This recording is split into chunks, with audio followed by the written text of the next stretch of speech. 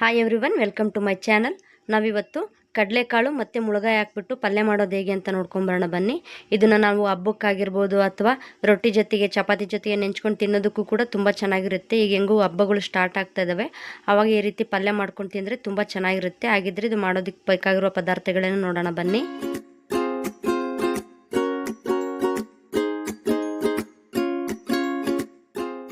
ನಾನಿಲ್ಲಿ 1/4 kg ಮುಳುಗಾಯಿ ತೊಗೊಂಡಿದ್ದೀನಿ.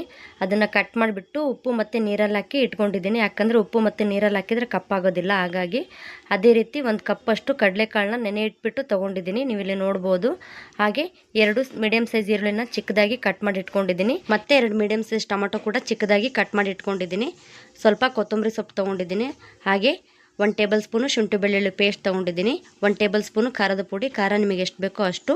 2 table spoon ಶೇಂಗಾ ಪುಡಿ, 2 ಟೇಬಲ್ ಸ್ಪೂನ್ ಗುರಾಳ್ ಪುಡಿ, ಅರ್ಧ ಟೇಬಲ್ ಸ್ಪೂನ್ ಅರಿಶಿಣ, ಸ್ವಲ್ಪ ಕರಿಬೇವಿನ ಸೊಪ್ಪು, 1 ಟೇಬಲ್ ಸ್ಪೂನ್ ಗರಂ ಮಸಾಲ, 3 ರಿಂದ 4 ಟೇಬಲ್ ಸ್ಪೂನ್ ಎಣ್ಣೆ, ರುಚಿಗೆ ತಕ್ಕಷ್ಟು ಉಪ್ಪು. ಮಾಡೋದು ಹೇಗೆ ಅಂತ ನೋಡೋಣ ಬನ್ನಿ. ನಾನಿಲ್ಲಿ ಒಂದು ಕಡಾಯಿಗೆ 3 ರಿಂದ 4 ಟೇಬಲ್ ಸ್ಪೂನ್ ಎಣ್ಣೆ ಹಾಕ್ಕೊತಾ ಇದ್ದೀನಿ. ಎಣ್ಣೆ ಹಾಕ್ಬಿಟ್ಟು ಸ್ವಲ್ಪ ಕಾಯೋದಕ್ಕೆ ಬಿಡಬೇಕು. ಎಣ್ಣೆ ಚೆನ್ನಾಗಿ ಕಾದ್ಮೇಲೆ ಅದಕ್ಕೆ ಅರ್ಧ ಟೇಬಲ್ ಸ್ಪೂನ್ ಸಾಸಿವೆ ಹಾಕ್ಕೊತಾ ಇದ್ದೀನಿ. ಸಾರಿ, ನಾನು ಸಾಸಿವೆ ತೋರಿಸೋದು ಮರ್ತೋಗಿದ್ದೆ. ಅರ್ಧ ಟೇಬಲ್ ಸ್ಪೂನ್ ಸಾಸಿವೆ ಆ್ಯಡ್ ಮಾಡ್ಕೊಳ್ಳಿ. ಹಾಗೆ ಜೊತೆಗೆ ಕರಿಬೇವಿನ ಸೊಪ್ಪು ಹಾಕ್ಬಿಟ್ಟು ಜೊತೆಗೇನೆ ಈರುಳ್ಳಿ ಕೂಡ ಹಾಕ್ಕೊತಾ ಇದ್ದೀನಿ. ಈರುಳ್ಳಿನೇ ಹಾಕ್ಬಿಟ್ಟು ಚೆನ್ನಾಗಿ ಮಿಕ್ಸ್ ಮಾಡ್ಕೋಬೇಕು. ಈರುಳ್ಳಿ ಸ್ವಲ್ಪ ಕಲರ್ ಚೇಂಜ್ ಆದರೆ ಸಾಕಾಗುತ್ತೆ. ಇಲ್ಲಿ ನೋಡ್ಬೋದು, ಈ ರೀತಿ ಸ್ವಲ್ಪ ಚೆನ್ನಾಗಿ ಮಿಕ್ಸ್ ಮಾಡಿಕೊಂಡು ಈಗ ಅದಕ್ಕೆ ಶುಂಠಿ ಬೆಳ್ಳುಳ್ಳಿ ಪೇಸ್ಟ್ ಹಾಕ್ತಾಯಿದ್ದೀನಿ. ಶುಂಠಿ ಬೆಳ್ಳುಳ್ಳಿ ಪೇಸ್ಟ್ ಇಲ್ಲ ಅಂದರೆ ಶುಂಠಿ ಮತ್ತು ಬೆಳ್ಳುಳ್ಳಿನ ಜಜ್ಜಿ ಕೂಡ ಹಾಕ್ಬೋದು, ಟೇಸ್ಟು ತುಂಬ ಚೆನ್ನಾಗಿ ಬರುತ್ತೆ.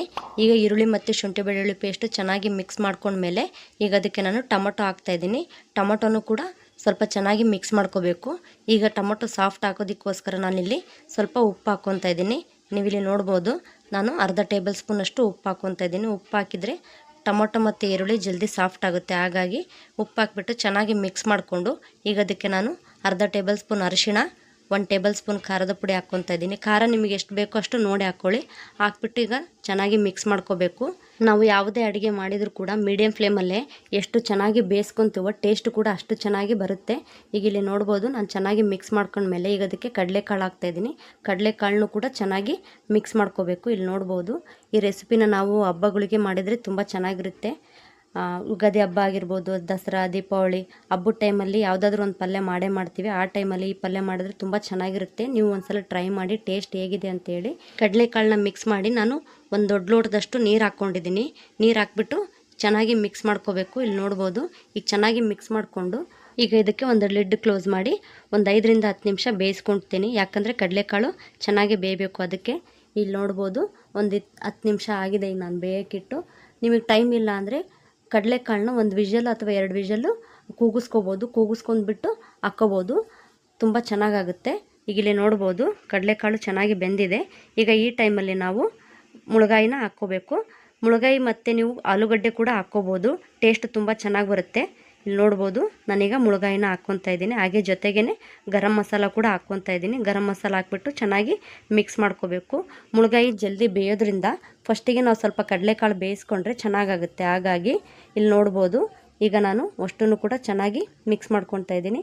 ಹಾಗೆ ರುಚಿಗೆ ಎಷ್ಟು ಬೇಕೋ ಅಷ್ಟು ಉಪ್ಪು ಹಾಕ್ಕೊಳ್ಳಿ. ಉಪ್ಪು ನೋಡಿ ಹಾಕ್ಕೊಳ್ಳಿ, ಯಾಕಂದರೆ ಟೊಮೊಟೊ ಬೇಯಿಸುವಾಗ ಕೂಡ ಉಪ್ಪು ಹಾಕಿದ್ವಿ. ಈಗ ಅದಕ್ಕೆ ನಾನು ಶೇಂಗಾ ಪುಡಿ ಮತ್ತು ಗುರಾಳ್ ಪುಡಿ ಹಾಕ್ಬಿಟ್ಟು ಚೆನ್ನಾಗಿ ಮಿಕ್ಸ್ ಮಾಡ್ಕೊತಾ ಇದ್ದೀನಿ. ಈ ರೆಸಿಪಿ ಇಷ್ಟ ಆದರೆ ಲೈಕ್ ಮಾಡಿ ಮತ್ತು ಶೇರ್ ಮಾಡಿ, ಹಾಗೂ ಸಬ್ಸ್ಕ್ರೈಬ್ ಆಗೋದನ್ನ ಮರಿಬೇಡಿ. ಈಗ ಇಲ್ಲಿ ನೋಡ್ಬೋದು, ಚೆನ್ನಾಗಿ ಮಿಕ್ಸ್ ಮಾಡ್ಕೊತಾ ಇದ್ದೀನಿ.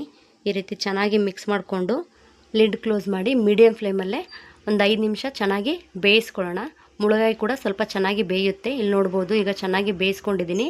ನಿಮಗೆ ಸ್ವಲ್ಪ ಗ್ರೇವಿ ಟೈಪ್ ಬೇಕಂದರೆ ಇನ್ನೊಂದು ಸ್ವಲ್ಪ ನೀರು ಮಿಕ್ಸ್ ಮಾಡ್ಕೋಬೋದು, ಇಲ್ಲ ಇಷ್ಟಕ್ಕೇ ಸಾಕು ಮಾಡ್ಕೋಬೋದು. ಪೂರಿ ಮತ್ತು ಚಪಾತಿ, ರೊಟ್ಟಿ ಯಾವುದ್ರ ಜೊತೆಗಾದರೂ ತಿನ್ನೋದಕ್ಕೆ ತುಂಬ ಚೆನ್ನಾಗಿರುತ್ತೆ. ಈಗ ಲಾಸ್ಟಿಗೆ ನಾನು ಸ್ವಲ್ಪ ಕೊತ್ತಂಬರಿ ಸೊಪ್ಪು ಹಾಕ್ಕೊತಾ ಇದ್ದೀನಿ.